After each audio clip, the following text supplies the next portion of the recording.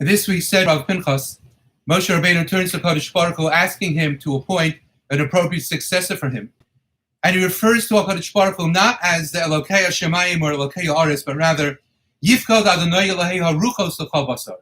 May HaKadosh Baruch Hu, who understands all of the different dimensions and all of the different thought patterns of every individual gracing the face of the earth, let such a God, let HaKadosh Baruch Hu appoint Ish Alo Eila.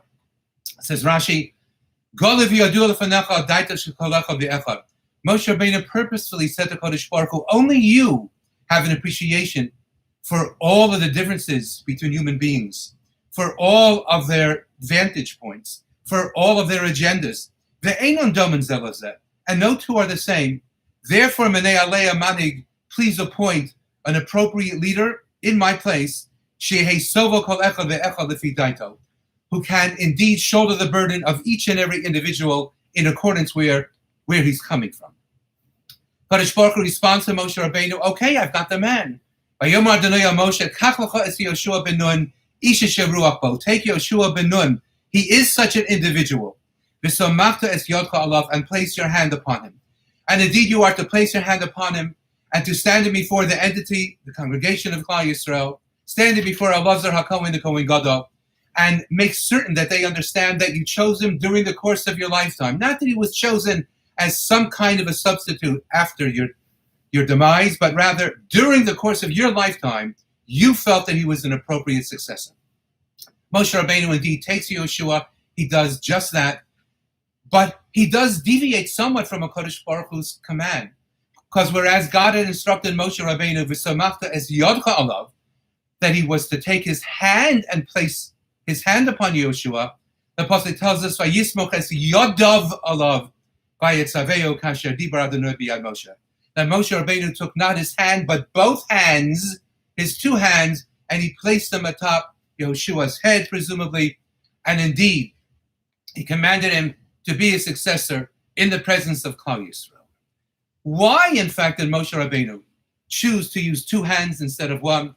Rashi indeed cites the Yaakov Shimoni that he gave over the successorship with a full heart and full hands, two hands.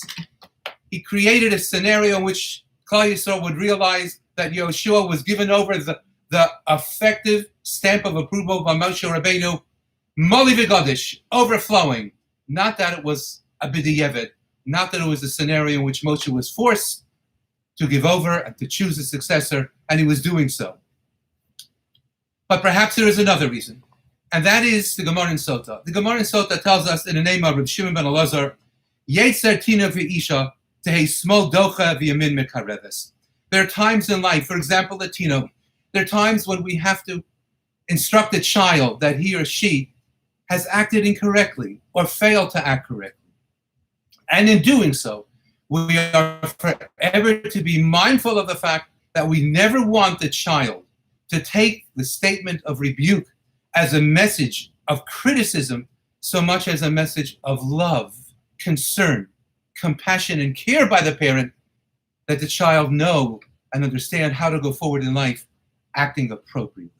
And therefore, says the Gemara, Rabbi Shimon ben Elazar tells us that when indeed a parent need rebuke a child, it should be in a fashion that the child is pushed away somewhat, understands that he or she did wrong, and he's pushed away somewhat, but with a left hand, while being brought closer to the parent by the right hand. And the reason I believe that the Gemara states this is because too often in life, when it comes to raising children or when it comes to leadership, there are leaders who are extremely strong and they have large, strengthened, outstretched hands. But at times the hand is one of a popular vote, of popularity, of political acumen. And such a leader indeed can amass a tremendous following. But more than anything else, it is founded upon the bedrock of really never instructing the people as to what they should be doing and showing them the way that HaKadosh Baruch Hu wishes us to proceed.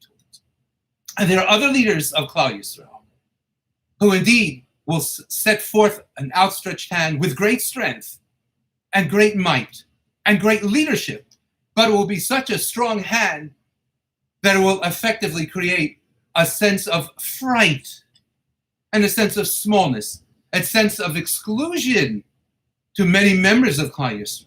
And people will be afraid of such an individual even more than the numbers who are attracted to that person. And neither is good. On the one hand, the leader who is appropriately, wisely, correctly promised to a full loyalty to the Torah HaKadosha, unwilling to compromise or to dilute that which we are presented by the Torah and by Chazal. That's a wonderful thing, and a person need be such an individual, but it need be done in a fashion in which those who are being presented with such leadership will find themselves attracted and loyal and desirous of being part of the group under the tutelage of that individual. In contrast to the leader who's simply interested in the popular vote and will unfortunately compromise or dilute that which is supposed to be given over. But says the Gemara in Sota of Shimon ben Elazar, that when we engage in leadership ultimately, it should not be a one-handed leadership with strength solely in either direction, but rather it should be a leadership of two hands.